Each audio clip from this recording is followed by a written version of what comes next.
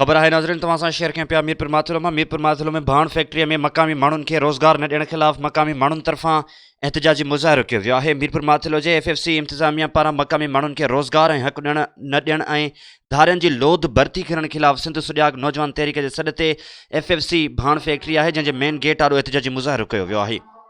हिन हवाले सां ग़ुलाम मुस्तफ़ा महर लाइन ते मौजूदु आहे। ग़ुलाम मुस्तफ़ा, आगाह कजो कहिड़ा तफ़सील आहिनि?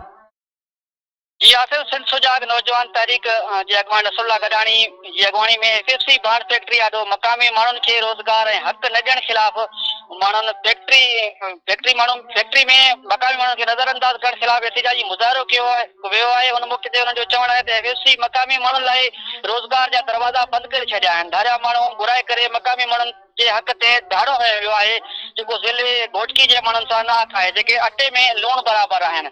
ऐं उन्हनि जो वधीक इहो चवणु हो त फैक्ट्री मां निकिरंदड़ ज़हरीलो धुओं ऐं पाणी जे करे बीमारियूं पैदा थियनि थियूं। जेका बीमार थियनि था उहे ज़िले घोटकी जा माण्हू थियनि था ऐं जेको रोज़गार आहे उहो धारे माण्हुनि खे ॾिनो वञे थो पियो।